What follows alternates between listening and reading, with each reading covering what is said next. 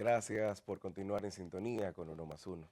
Damos seguimiento a este diálogo en este programa especial a propósito de este festivo como remanente de la celebración del 181 aniversario de la Constitución de la República Dominicana. Seguimos este diálogo con el profesor Eduardo Jorge Prats y yo creo, bueno, que en continuidad a este tema del sistema democrático dominicano, nos queda pendiente quizás en este bloque preguntar cómo ve usted las condiciones democráticas en materia de institucionalidad. El país ha vivido en los últimos años muchos elementos que, además del incumplimiento de muchas de las leyes dominicanas, ha tenido a bien abocarse hacia la reforma de algunas de ellas, muchas de ellas empantanadas que no avanzaron. ¿Cuál es su valoración? Yo creo que hay que situar tu pregunta en un contexto porque quizás los más jóvenes desconocen cómo nosotros hemos llegado hasta aquí. Nosotros que somos un poquito más viejos, porque todos somos envejecientes desde la concepción hasta la muerte, como dice la Constitución. Pero Gracias. digamos que a raíz Gracias. de esa gran crisis electoral que Juan Bolívar Díaz llamó el trauma electoral, al cual le dedicó incluso un libro, la República Dominicana hizo una reforma constitucional. Estableció las bases de lo que hoy es un poder judicial independiente, creó la acción directa de inconstitucionalidad ante la Suprema Corte, introdujo dispositivos para asegurar mayor transparencia electoral y eso fue lo que permitió el comienzo de un proceso de reforma de lo que se llamó la primera ola. Jorge Suguero Isa le ha llamado la primera ola de reformas de la justicia, la reforma del Estado. El presidente Leonel Fernández creó las grandes comisiones de reforma y modernización del Estado, de reforma y modernización de la justicia. Vino la reforma del Código Procesal Penal para trabajar todo el tema penitenciario, todo el tema del gran cúmulo de presos preventivos.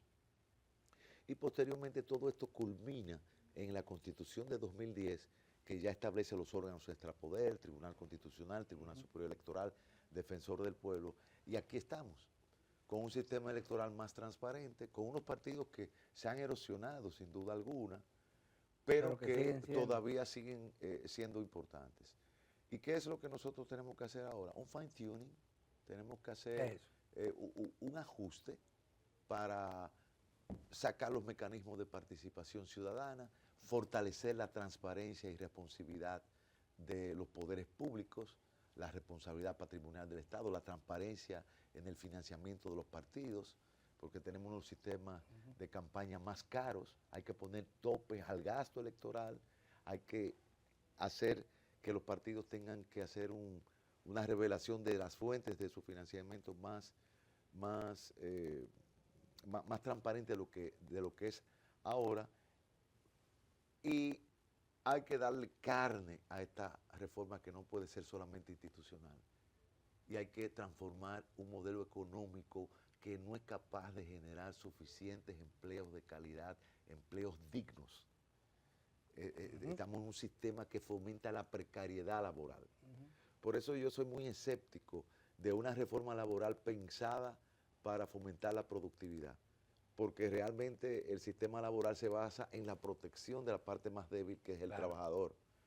No es que me opongo, por ejemplo, a repensar la cesantía. El presidente ha dicho que eso va a ser intocable. La cesantía puede ser tocada siempre y cuando se sustituya por un seguro de desempleo y sin tocar lo que han sido los derechos adquiridos en el pasado. Pero la reforma laboral de por sí, ni siquiera la reforma de la seguridad social va a cambiar el modelo económico. Hay que ir a un modelo económico en el cual se fomente el trabajo formal.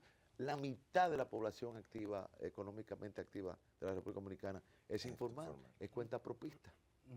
Entonces, eso no va a mejorar cambiando el sistema de seguridad social, porque definitivamente el sistema de seguridad social es para una élite, la que tiene trabajos formales, sea público o privado. Entonces, eso para mí, yo creo que es lo más importante, es decir, cómo nosotros podemos seguir creciendo, cómo podemos ser más competitivos, pero al mismo tiempo asegurando realmente combatir la pobreza, no la pobreza monetaria mediante las transferencias sociales, no, incorporando a la persona en el trabajo, en el trabajo formal, en el trabajo digno. Ya. Y ahí yo creo que ese es Es interesante repensar eso o pasar balance a esas reformas de los años 90, sobre todo la segunda mitad de la década del 90, con el acuerdo político que se llegó debido a la crisis, para superar la crisis del 90, porque hay muchas cosas que tal vez los jóvenes no lo entienden como tú lo has dicho. En esa reforma se prohibió la reelección, sí, aunque se volviera después, pero en esa reforma se creó un nuevo mecanismo para elegir a los jueces. Y a partir de esa reforma que se ha creado un padrón electoral fuerte, claro.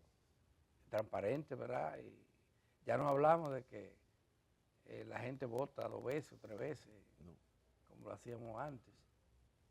Y la doble nacionalidad. Eso fue en el 94. Que fue 94 una gran reforma. fue la gran reforma. Fue una reforma importante a pesar de ser una reforma coyuntural. Claro, y bueno, rápida. porque hay que decir que Peña Gómez se la jugó ahí. O sea, condicionó un acuerdo a que se hicieran esas cosas, que eran demandas que la venía haciendo la sociedad dominicana, de hace mucho. Por Sí, ejemplo, que quedaron plasmadas ahí. Pero ahí se concretizaron. Sí. Y yo digo que la reforma del 94 fue el anticipo de lo que sería la reforma de 2010. Sí, correcto. Sin la reforma del 94 La de- quizás no imposible. podemos llegar a 2010 Sí. porque no hubiésemos experimentado lo que un poder judicial más o menos independiente. Ya, la separación también de las elecciones legislativas municipales. Que lamentablemente presidenciales, ahora volvieron Sí. a fusionarse. Yo era partidario siempre del sistema de cada 2 años, Sí. es decir, que no coincidiera para Que no nada, coincidieran. para- Y que nos acostumbráramos que no tenemos que hacerle campaña permanentemente. Son Claro. procesos. Claro, y no, pero y que digamos, nosotros tenemos muchas tareas pendientes en tu pregunta, Dani, la de fortalecer los municipios. Sí. Decía Eugenio Los gobiernos María de locales. Hostos que la democracia comienza en el municipio, Sí, sí. porque es el gobierno más cercano Más a la cercano a gente. la gente. Claro. Y lo que ha habido una centralización en el gobierno Total. central y una centralización en la capital. Así es. Uno no sale, digamos, del entorno urbano de Santo Ujú. Domingo, de Santiago, del Gran Santo Domingo. Y definitivamente nosotros nos quejamos de la situación de la frontera, pero No es solo la frontera. no apoyamos, por ejemplo, una constitución que ha dicho que se necesitan incentivos Que hay que para el invertir más, desarrollo ¿eh? social y económico de la frontera. Pero fíjate inclusive cómo hubo un movimiento muy fuerte de resistencia a una ley que estaba diciendo, bueno, si tú te instalas en la frontera a producir, yo te libero de pagar No, por ejemplo, los impuestos. Adalberto, yo tuve que defender, por ejemplo, compañías como Cola Real, que Sí, estaba en Santiago Rodríguez. que ha impactado en el Exactamente, empleo. y se le decía a los empresarios, pero señores, pongan entonces su fábrica aquí. Claro, Pongan sí. su fábrica aquí. pero hay y que resistencia. conste que Cola Real ha sido exitosa Sí, sí, sí. en toda esa zona. Sí, sí. Y es una empresa también Pero el socialmente- tema es, tú lo señalas, los gobiernos locales tienen muy poco poder porque no tienen dinero. Señores, hay ayuntamientos que no pueden hacer un puente, No, un puentecito para comunicar a comunidades rurales con la zona urbana. No tienen recursos con que hacerlo. Y así que el gobierno local va a ser fuerte. Pero además, ¿cómo participa más la gente en esos procesos? claro. Pero- hay una, también, por ejemplo, cuando uno camina por Centroamérica, Ujú. uno se da cuenta del sistema vial que tenemos. Es decir, este es un país conectado, es una Pero isla totalmente. conectada, una isla con muchos aeropuertos. Quizás no se ha hecho, por ejemplo, Claro, la claro. reforma Y por todas las regiones tienen autopistas autopista. para conectarse. Pero o sea, realmente, digamos, hay una situación en el pavimentado de los pueblos, en la reconstrucción de los caminos Claro. vecinales y en la conexión de áreas que tienen sectores productivos de agroindustria, Claro, claro. donde la cadena del frío es clave. No, y la existencia de más de 250.000 familias Ujú, que todavía viven en zonas rurales remotas claro. y que Y- tienen que comunicarse con el mercado local obligatoriamente. Y tenemos problemas graves, problemas medioambientales.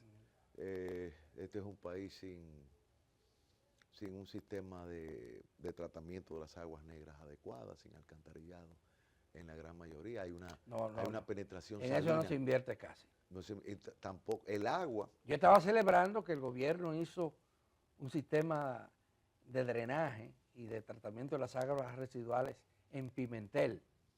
Eso es una excepción de la regla. Eso no, Claro. Pero eso debe ser en todo. debería ser en todo. En Santiago, cuando nosotros estábamos en la escuela, nos llevaban a ver la planta de tratamiento de Corazán y ver Sí, cómo era sí. el procedimiento. Pero ya Santiago es otra cosa. Pero ya Santiago Santiago es creció. otra cosa. Hay Ahí un- acaban de hacer algo importante, lo de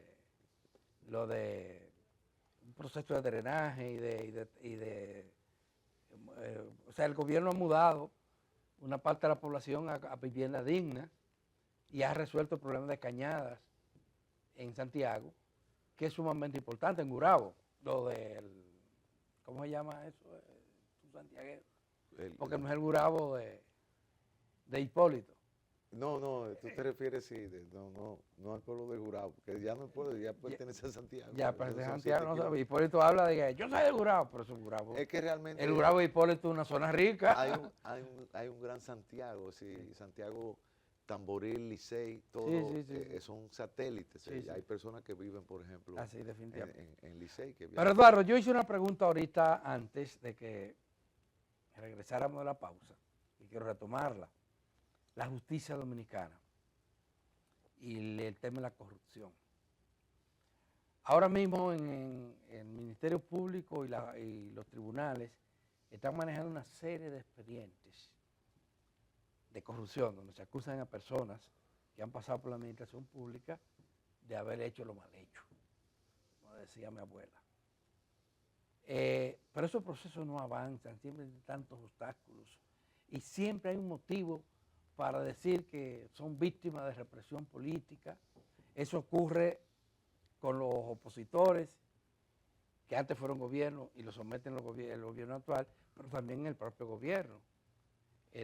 Doña Milagros Ortiz Bosch, de la que hablábamos ahorita, fuera de cámara, fue que hablamos de Doña Milagros, encabeza un equipo del gobierno de ética interna del gobierno que ha llevado al Ministerio Público a decenas de expedientes porque entiende que ha habido irregularidades que merecen sanciones penales. Y eso no avanza. ¿Qué es lo que pasa en la justicia dominicana frente a este tipo de delitos? Bueno, en contraste con otras épocas, ahora hay encauzamientos. Digamos que la corrupción hay que tratarla de modo preventivo, con todo el sistema de transparencia, el sistema de ética, el sistema de contratación pública, donde ha habido grandes avances, pero los procesos judiciales duran en todas partes. Sarkozy tuvo un proceso de más de 10 años que ahora fue que concluyó, pero contrario a República Dominicana, allá no se mete preso a la gente en Francia sin que finalmente haya una decisión firme, y máximo una gente que tiene un domicilio conocido, que tiene un patrimonio y no se va a ir de Francia. Yo creo que el gran problema dominicano es que se han erosionado las garantías del justiciable. La alianza diabólica, prensa, redes sociales, jueces, fiscales, Policía Nacional, ha convertido las medidas de coerción y la prisión preventiva en la regla y no la excepción. Es una alianza diabólica. Una alianza diabólica, porque se supone que el acusado debería tener solamente en contra al fiscal, pero no a un juez temeroso de que sin preso no hay proceso y que si él ordena la libertad va a ser catalogado como un juez corrupto. Una fiscalía que filtra los procesos antes de ser públicos. Entonces, las personas están acusadas de estar acusadas y están presas esperando en la cárcel su juicio, cuando eso debería ser la excepción y cuando no hay peligro de fuga ni para la prueba. Y eso ahora se quiere consagrar legislativamente en una contrarreforma procesal penal, que quiere equiparar los derechos del acusado a los derechos que tiene el Ministerio Público como parte procesal, y se está rompiendo el equilibrio procesal porque... ¿Estás refiriendo a la modificación del Código Procesal Penal? Que eso va a ser un desastre, eso va a terminar por enterrar la justicia penal. Una contrarreforma, dice. Es una contrarreforma totalmente, porque una cosa es que la prisión preventiva en la práctica se vuelva la regla, pero no que tú consagres legislativamente todo lo que es la violación del debido proceso, y eso es lo que se ha hecho aquí. Y yo lamento que el presidente de la República no haya ejercido su poder de iniciativa legislativa para muchas de estas reformas. Yo no creo que los códigos se pueden modificar como si fuera un toma y daca de cualquier ley fiscal donde hay que complacer a este sector y a este sector. Pero todavía no se ha aprobado. Bueno, pero es que esto tiene que ser fruto del trabajo de comisiones de juristas que trabajen en los diferentes códigos, que le presenten al Poder Ejecutivo su proyecto, que el Poder Ejecutivo lo consulte con sus asesores y que lo someta al Congreso y utilice su supermayoría legislativa para su aprobación. Pero esto que están creando es un verdadero Frankenstein. Ya el Código Penal fue impugnado ante el Tribunal Constitucional. Y de aprobarse esa reforma, que sería totalmente un contrasentido. ¿La del Código Penal o la del procesal? Código Procesal Penal. Yo diría que el presidente debería observar ese código y hacer sus observaciones, porque hay muchas reservas en la comunidad jurídica sobre la procedencia de eso. ¿Tú fuiste de los que participaste en la elaboración del código actual? Pero nosotros pasamos 3 años recorriendo el país y consensuando y divulgando la evangelización del nuevo código, de lo que eso significaba, la transformación de la sala de audiencia, donde ya no se eliminó el banquillo de acusados, la creación del Sistema Nacional de Defensa Pública para aquellos acusados de pocos recursos. Pero todo eso se lo ha llevado el populismo penal en la práctica. Yo escribí en 2007 un librito llamado Los peligros del populismo penal. Luego hice una segunda edición. Si hago una tercera, tendría que añadirle 300 páginas. Porque realmente... Ha seguido avanzando eso. Pero, Eduardo... Un sistema garantista. Esto es importante. La víctima de un crimen está protegida por el Código Penal. Cuando el Código Penal castiga el homicidio, el asesinato o la violación o estupro, está protegiendo a la víctima. La misión del Código Procesal Penal es proteger al acusado, no a la víctima. Porque en un sistema penal garantista, hasta el diablo merece defensa. Lo único que si tú tienes al fiscal, al juez, a la prensa, a las redes sociales, al actor civil y a la víctima en contra tuya, pero la lentitud, necesita a Dios como abogado. La lentitud de los procesos, la llamada mora judicial, de los procesos que implican a políticos. Es que la mora judicial es un problema generalizado, no es propio pero no se puede hacer nada para que eso cambie. No debería hacerse algo para que eso cambie. Porque tú hablas de la alianza de jueces, policía, medios de comunicación. Contra del acusado. Si no fuera por lo que se debate públicamente con relación a algún tipo de acusaciones, oye, ¿cuál sanción tendrían? Tú tienes ahora dos personas, dos dominicanos, acusados en Estados Unidos de participar en una red de narcotráfico. Un regidor, un general. El general es un señor honorable hasta ahora, porque si no se debatía en los medios de comunicación, tú lo vas a tener probablemente porque él ya hizo un acuerdo. Igual el regidor. Pero el general, el caso del ex general, como una persona honrada que ha estado vendiendo droga durante quién sabe qué tiempo. Porque no hay esperanza de que poca gente confíe en que va a haber una sanción aquí con casos como ese. Y es un buen ejemplo para uno plantearlo. Lo mismo pasó con Odebrecht. La convicción nacional y las evidencias internacionales inclusive te dicen que sí hubo soborno, que sí hubo problemas, pero no hubo la sanción adecuada para los sobornadores y los beneficiarios. Sí, pero lo que te quiero decir es que la tardanza, la mora judicial, por ejemplo, yo tengo un caso chiquitico que tiene 12 años y no termina. 12 años. 12 años. Pero ¿y cómo se justifica una cosa así? No, porque es propio, porque si tú estás acusado, Adalberto, tú te defiendes hasta el final. O tú te vas sí, a eso está muy bien, pero tiene que tener un límite. Bueno, porque mira, entre la mora judicial, lo importante no es tener muchas sentencias, sino que las sentencias sean justas. Entonces no es un problema de cantidad, como decía Germán Emilio Ornes. Lo que importa no es la circulación, sino la penetración. Para justificar por qué el Caribe en esa época, que era pequeño, aunque no tenía esa circulación, pero era un diario influyente. Pues yo digo lo mismo con la sentencia. Lo importante no es la cantidad, sino la calidad. ¿Cómo se disuade la corrupción? Cuando hay condenas efectivas, y para condenas efectivas se necesita una buena sustanciación del expediente. ¿Por qué tú crees que en República Dominicana nunca ha surgido el género literario de la novela de misterio? ¿Por qué? Porque aquí la policía descubre el Aquí no hay mismo día misterio. quién es el culpable. Aquí no hay misterio, aquí no se investiga. Los expedientes llegan vacíos. ¿Y qué hace un juez ante un expediente vacío? Tiene que descargar por insuficiencia de pruebas. Bueno, vamos a seguir. En otros países, Adalberto, se pasan décadas investigando un crimen, reuniendo la prueba, las evidencias. Y aquí hay un deseo de concluir inmediatamente. Se produce un asunto de Senasa, ya al otro día hay un encauzamiento. Pero si hizo una investigación, hay que ver lo que ha pasado para que el expediente no se caiga en el tribunal. Bueno, hay que seguir hablando con Eduardo Jorge Prat, pero hay que hacer una pausa. Así es. Stalin. Así que vamos a la pausa y regresamos con el jurista que tenemos hoy como de lujo, como invitado en este programa.